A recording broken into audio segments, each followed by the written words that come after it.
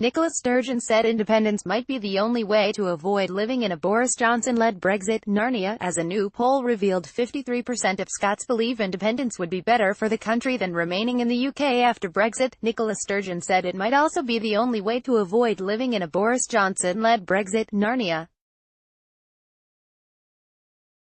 The First Minister's comments came as it emerged that friends of Johnson have started comparing the Tory Brexiteer to Aslan, the Jesus-like lion from C.S. Lewis' famous children's books.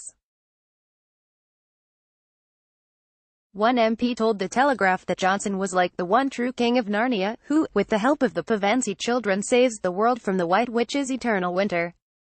The MP said, "The era of the Ice Queen is over. The thaw is coming." That prompted Sturgeon to tweet, "It's hard to know whether to laugh or cry. These idiots are actually reveling in the idea that they're characters in a fantasy world.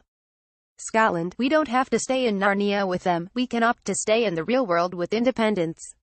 The panel-based survey of 1028 voters suggested rising enthusiasm for staying in the real world with independence. Among those questioned, 59% believed independence would be better for Scotland than being out of the EU with no deal, while 53% would take leaving the UK over the agreement secured by Theresa May.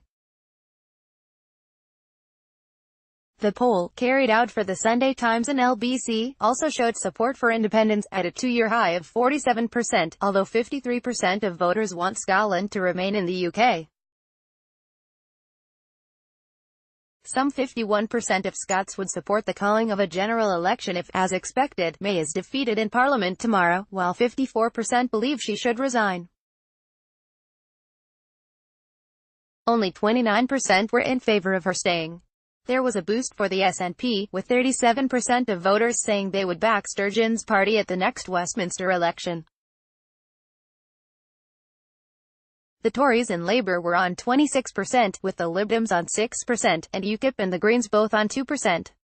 According to Sir John Curtis, professor of politics at Strathclyde University, that would see the SNP gain 4 Westminster seats, taking them to 39, while Labour would lose 3, and the Tories would lose 1 of their MPs.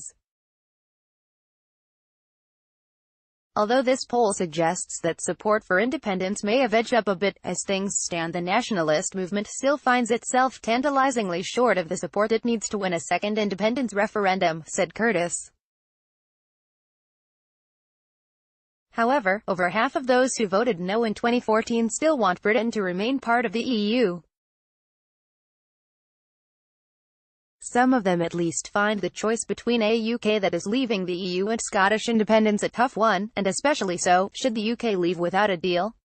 In those circumstances, over 1 in 3 2014 no voters find it impossible to say which is preferable, while, even if there is a deal, 1 in 5 still finds themselves in that predicament, responding to the Sunday Times poll.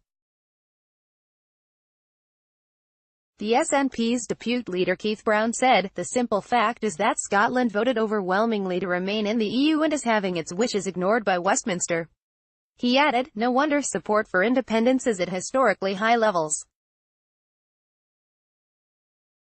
But a better future is possible for Scotland. We can choose to take matters into our own hands."